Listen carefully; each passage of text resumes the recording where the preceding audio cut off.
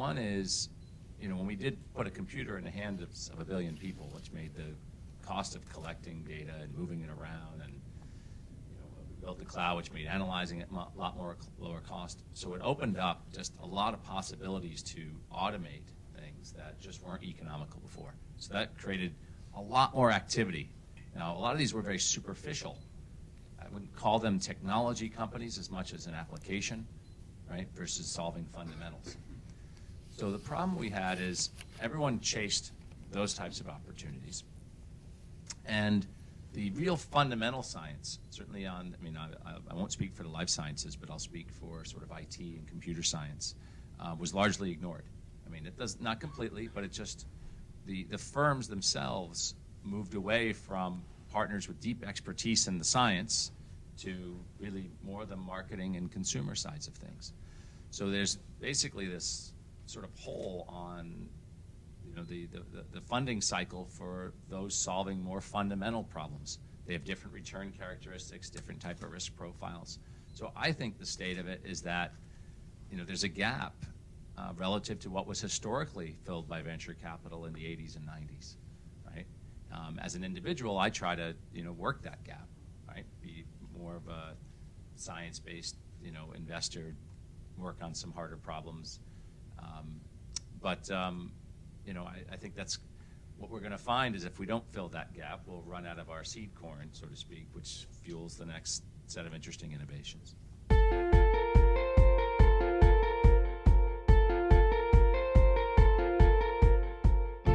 I'll touch on this from a couple of different points. So we do two things. One is we're venture capitalists, although we don't like to admit it.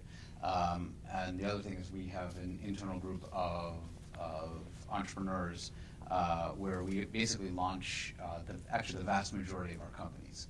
And I'd say, I think very similar to what you were saying, Stephen, is that there's been a pretty fundamental shift that's occurred clearly in the life sciences, and good to hear it's hearing tech, although I spend more time in life sciences, so I can't say anything about tech, towards an emphasis on science. And what's been fascinating for a whole set of reasons is the depth of the science and the fundamental understandings of science has seemed to hit a tipping point where it's increasing absolutely exponentially. And I think what we're starting to get is a wealth of information that is uniquely harnessable for perhaps the first time in, at least in life sciences history. And just to wind back a little bit, what's happened is about 15, 20 years ago, we went through this thing called the genome and whatnot, and the genome led to this brilliant insight that even though we have 20-odd thousand genes, 99% of it is junk. Which meant clearly, if you think about almost what that's saying, these great minds saying the vast majority of what evolution has chosen to select against energy and against all the reasons that it would do it, 99% of it is a waste. It means we had no clue what's going on. Now, for the first time, we're actually getting to these points where we understand a degree of science. Now, I understand there's an irony in what I just said, because it suggests that now we know, but what we're actually being able to do is use the information from 15, 20 years ago. And I think there's becoming a recognition that we also don't know a ton. So what we have is this interesting tension where a lot of what's been occurring in venture capital is the benefit of the last 15, 20 years of science that's now consolidating into a set of things that are highly actionable. What you've seen particularly in life sciences VC is almost the end of this era of the single shot on goal. Not fully over, but this end of an era, and I'll come back to that in a second, and a broad-based emergence of this notion of the product platform where you see big technologies based on big science that can churn out a whole series of products coming out. As an example, one company in our portfolio is a company called Moderna Therapeutics, 4 years old, 90 development candidates. The $100 billion valued Celgene has 50. And so this is a transformation that's occurring. Now, just to go back, part of the reason why people were looking at these single shots on goal beforehand was, frankly, venture capitalists were afraid of their shadow. And they were trying to figure out how to minimize the amount of risk that they were taking on. They didn't want to put a lot of money to work. They were heavily syndicating deals. And the easiest way to get in and out quickly was to go after a very single thing where you could look at a sort of 3-4 year timeline to a value inflection point and hopefully sell the asset. Turns out you don't make a lot of money doing that. So most of the people who are doing that aren't around anymore. is what it is. But where people have been going is leveraging science. And I think what we're going to see over the next 5-10 years is an increase in that trend line, because this tipping point is really at the beginning, it feels like, of a deep understanding of science. And I think those who are well positioned to understand science, understand the implications of science, convert it into businesses, and of course attract the right sorts of people who can take these businesses and make them lasting and sustainable, are going to be well positioned. And what's been fascinating is, as these sorts of companies have been emerging over the last 3-ish years, the amount of capital that's come out of the woodwork is frankly unprecedented in recent memory. And even with this massive downturn that's been seen, for example, in biotech over the last handful of months, the companies that are based on big science are still attracting a lot of money, even in the market. So I think it's a symbol that I think we have a sign of an interesting evolution in science, and I think that's going to be the real token of where things are going to be going in the future.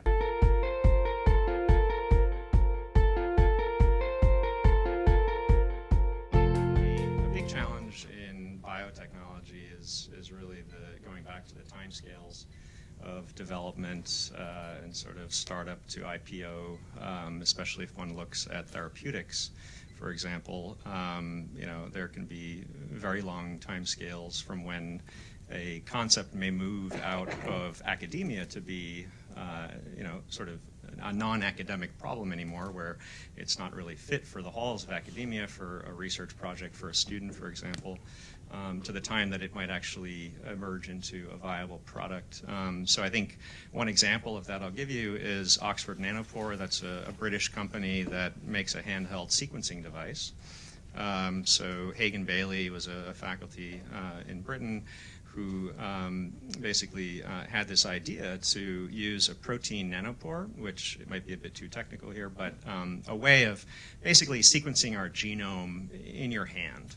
So you could go on an airplane and sequence a genome, or you could be in Africa and sequence a genome, which is a very, very powerful technology. But he had that idea in 2004 and started a company on that idea. And his first product in that company just made it to market last year. So you're looking at a 10-year time horizon to take that original concept, which was really transformative, and bring it to market, a 10-year timeline. Now, having said that, that's a revolutionary and transformative product that within the next 5 years or so will change the way everyone lives, very likely. And I'll give you an example of a follow-on product related to that, and that's coming from the semiconductor industry, where there's two problems in this major industry. One is Moore's law is ending. So as everyone knows, our ability to make circuits is coming to an end in terms of the density of circuits that we can achieve. So Moore's law is coming to an end. Moore didn't know that when he made his law, but and so a basic question then is, how are we going to continue the rate of density of circuit increase that we need to? And there, biology actually and biotechnology offers one solution. So for example, in our group, we're working on structured DNA. So DNA, which is the molecule of life that transmits our genomic information, we're also synthesizing into small-scale, nanometer-scale circuits in a programmed way that can then be converted into electronic circuits. Now, that's one example where biology and biotechnology, I think, can translate to other industries where you don't have necessarily the regulatory hurdles that may be impingent on, for example, on therapeutics. Second area is in data storage. So as everyone knows, the amount of data that we're producing now with Facebook going into video and all sorts of, sort of video codecs and just, permeating our lives. So the densest storage medium now is archival storage on tapes. So tapes are sort of the way that we store, many, many, many terabytes of data that we sort of need to keep around. But in the next 10 years, the data problem is exploding, and we have no denser medium than tapes to store data. And so DNA, again, is one medium where it can also store information like it does in our genomes. It stores the information of who we are. We can now synthesize DNA to also act like zeros and ones in a computer code. to store information in a test tube. And just to give you an example of how dense DNA is as a storage medium, all the information on the planet could be stored in a gallon jug of DNA that would fit on the countertop here, and that's compared to hard drives that would basically take laptops that span from here to the moon in the number of laptops, hard drives that would be needed to store that information. Anyways, again, there I think is another sort of attractive direction for biotechnology, sort of permeating into bigger industries outside of the life sciences alone, where I think there can be very interesting sort of cross-pollination between these industries and have transformative impact, but again, may have the slightly longer timescales of development that hopefully, venture capitalists also will be promoting, like they did with Oxford Nanopore successfully recently. So.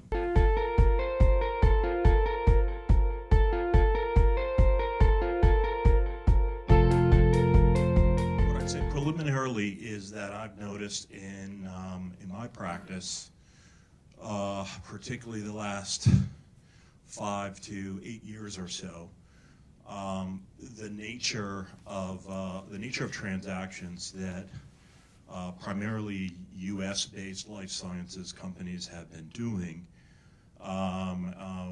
overseas, and particularly Asia, has changed. I do think that is somewhat reflective of a larger macro trend. Historically, when I was just starting my career back in the early '90s, the types of international work that we did with Asia in the life sciences industry was pretty limited, and it was based upon every once in a while you'd look for a capital source, and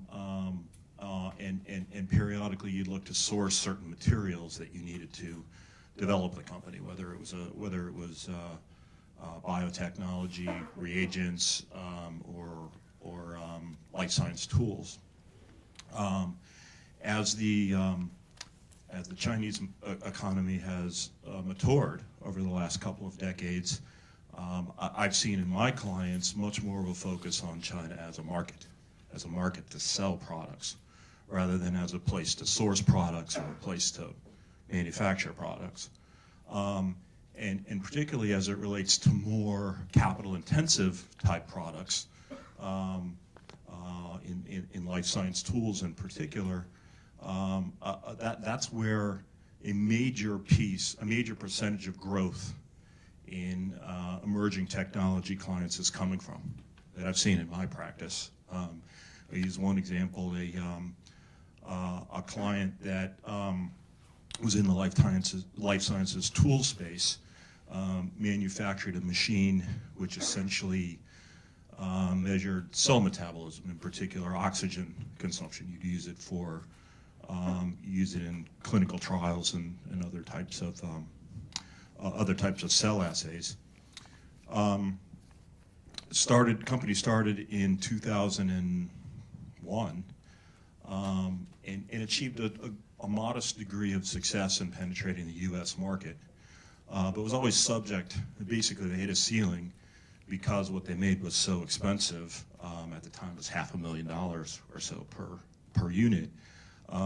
There's only so much penetration you can do in the U.S., particularly when most of your clients are research institutions and larger companies. They're subject to limits on government funding, and there's just a limited pool of customers you can go to. But they were finally able to figure out, starting in late 2000s, around 2010, how to market and sell products into the Chinese marketplace, where there's a significant number of research institutions, there's a significant number of larger entities that can afford these products, and that's where they went, and they were able to almost double their top line revenue, and significantly improve their EBITDA performance from sales into the Chinese marketplace, and that ultimately enabled them to achieve a very successful exit late last year, where they sold the company for about 8 times revenue. They would never have been able to achieve that result 5 years ago without figuring out how to sell into the Chinese market for their products. So, and I see sort of similar evolution in other types of life science industries as well. An example would be I have a client that is heavily focused on the blood plasma space, and it took a long time, but they finally achieved regulatory approval from the SFDA, that's the Chinese FDA, for importation of albumin for excipient uses in vaccines, also for, it's primarily for vaccines, but ultimately the hope is they could use albumin in other ways too, emergency medical treatment as an example.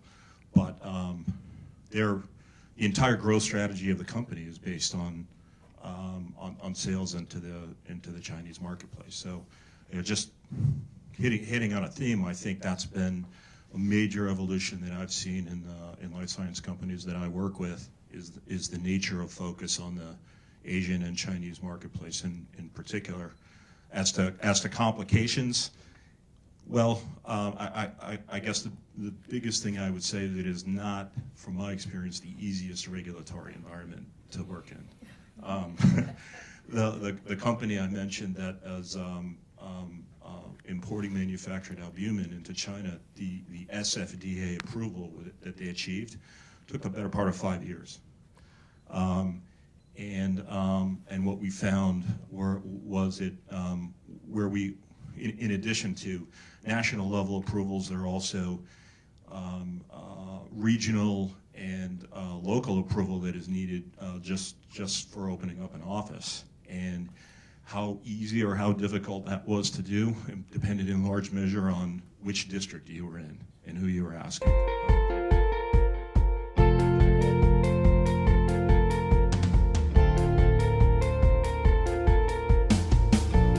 I think the venture capital industry started in China. It's about 20 years ago exactly to be. And then talking about the evolution recently, I think there are a couple of interesting phenomena. One of them is there are new generation of venture capital starting from the Silicon Valley, like around all of them probably arise about the same time as of 5 to 6 years ago. The reason behind that, of course, is because of the liquidity issue, because of the quantity, because of the QE of the U.S. government that put into, let's say, inject a lot of money into the system, and then because of when the liquidity increased a lot, there's going to be a lot of money chasing for high yield, and then that will put them into a little bit of a high risk of asset, or preference for the risk are actually rising at that time, and then that's what we call the supply of the fund are actually dramatically increasing at that time, like 5 or 6 years ago, and then this whole liquidity issue actually bring about two things. One of them is they give the birth, not the birth, but they give the rise of a new generation of VC, like the Andreessen Horowitz, Google Venture, Y Combinator 500 startup.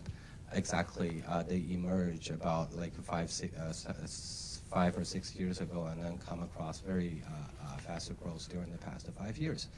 And then the reason why they coming at exactly that time, and then what they provided is actually they provided a lot of a value-add service to the entrepreneur side, because if we take a look into the supply-demand balance, when you dramatically increase the supply of the fund, and then from the demand side, from the equity investment, from the startup equity asset side, they come, even though they increase at very amazing speed because of wireless internet, but still the supply of the fund are actually outspit the supply of the demand of the equity, and then so the balance tip a little bit to the side of the startups, and then that's why the new generation of the VC or incubator, they're coming exactly at that time, and then what they have in common is actually they provided more value-added service to the entrepreneur than ever before.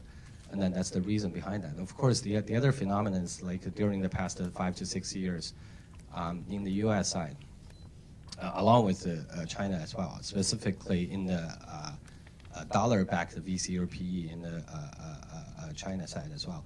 I mean, there have been like historically never happened before so many unicorns within the 5 years. Like we define as the non-public private sector valuation over 10 billion, over 1 billion US dollar companies, and there has been historically never happened before. There are going to be like, if we're counting US plus China, they're probably going to be at least in the number of 70 or even close to 100, more than 100 so-called unicorns during the past 5 to 6 years. And that will attribute a little bit to the liquidity issue as well, because the money are so much more than ever before. And then the things are changed a little bit from the US side because of the interest cycle on the reverse side. And then if we're talking about China during the past, specifically starting about 2 or 3 years ago, same thing happened. And then if we look forward another 5 to 7 years, we're going to be seeing exactly the same thing, because the China are actually now having very big economical challenge. So we have already begun to see the sign, not the sign, but see the things happen, like the government are trying to inject a lot of liquidity into the system. And this time, it's a little bit different from before, because before, for the China market, the capital market and the financial system are so different from U.S. side. So the last time when when the Chinese government are trying to inject the 4 trillion RMB into the system, at that time it didn't come into the equity market. It comes to the real estate, it comes to the infrastructure build-up, etc. And then the reason behind that is at that time, the financial system as well as the capital market are not efficient enough to get the money filtered into the equity asset level. And then, but for this time, things are so different. And then the China government, in order to lower their debt ratio, as in for now, there are 2.8 times of the GDP, and then they need to significantly lower down that. And then we see a lot of phenomena happen right now, like some of the banks, they convert their debt directly into equity, etc. There are going to be a lot of government or provincial government, they are actually deploy a lot of money to put them into either give them into the qualified GP or do the directly equity investment by themselves for the early startups, especially the technical startups. So we see from this sign, like first of all, exactly repeating the cycle of the U.S. happened actually 5, 6, or 7 years ago. First of all, there are going to be a lot of liquidity injected into the system. Second of all, a lot of those money, as for now, are meant to or intended to get into the system by directly equity investment, specifically for the startups as of the high-tech or high-growth small or early stage startups. And then third of all, in the middle run, let's say in the 2 to 5 years run, the capital market in China will undergo a lot of different structural change as well as increase for the total size as for now, as for in the future comparing with now. So when we see the change, if we think the change will happen, the same thing will happen to the venture capital market in China, which when the supply of the fund are at a very amazing speed to increase, and then at the same time, we'll see a new generation of venture capital happen at the same time, repeating the cycle by providing more value-added service or more beneficial factor to the entrepreneur side, so that the tip at the restructuring of the balance between supply and demand, they will take advantage of that change, of that tip of the balance. And then that's exactly what's going to be happening in the U.S., in the China side for the next 5 years. And then at the same time, we're going to be seeing a lot of other structural change as well. So for example, the investment currency will be shifted from the U.S. dollar to RMB. That's one thing, and then we'll be seeing a lot of let's say asset manager, or let's say the investment professional are leaving their original fund, specifically the U.S. fund, to create their own fund because of the sufficient of the money supply, and then specifically in the side of the RMB, etc. So exactly, we're going to be repeating a little bit of the same cycle as what happened in the U.S. during the past 6 years. So that's what's going to be happening.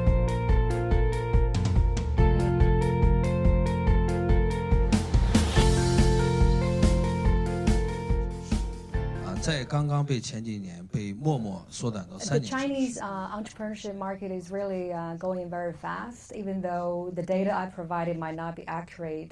Normally, the cycle for a startup to go IPO is 7 to 8 years in China in the past few years.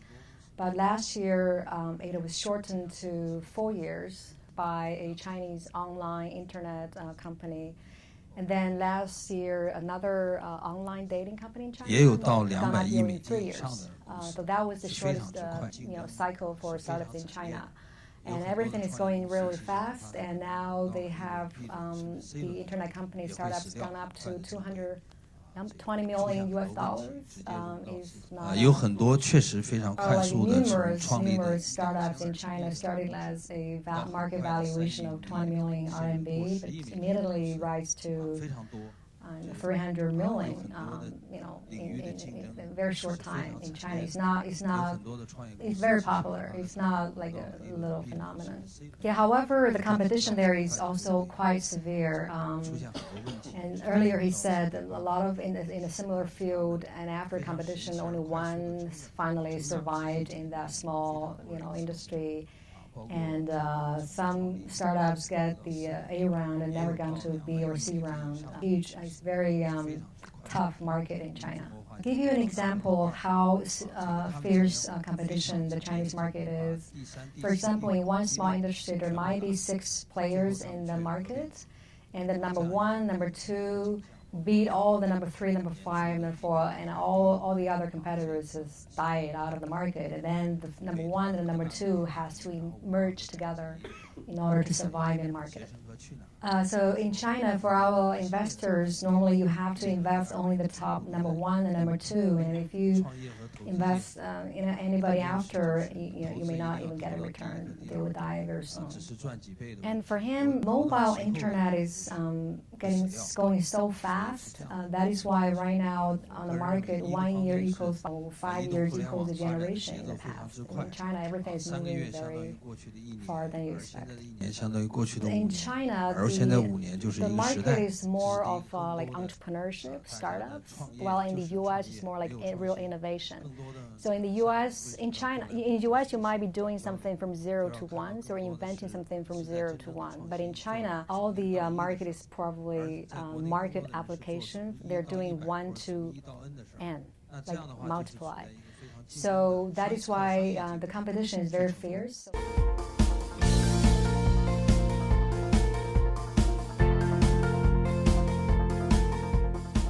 China is it's like we do have the landline in the country, but they now got mobile connections and they have mobile phones. So China is a mobile internet is expanding very fast. Our first short web show is around 5 minutes long. That is fit to the mobile screen, and the people use their fragmented time to watch it. So that's happening with the new generation of China. They don't watch TV anymore. They are focusing on their mobile phone. Like say somebody just nodding, just keep their head down, and they're always watching their mobile phone, using their mobile phone. That's what's happening in China. And also those generations, I totally agree with Mr. Yang. And 5 years is a generation. So for the people, we are focusing on the people in the age range of 15 to 25. They are young, they are energetic, and they can absorb in some new ideas, and they are producing new ideas. They are producing new fashions, and we're focusing on this group of people. And currently, we have around 100 directors and writers. They are in their age of 20 to 25. They are writing and they are doing the video for themselves. So people are very entertaining. They see everything from the entertaining angle. So that's the funny thing, and we capitalize on that trend, and that's what we basically are doing.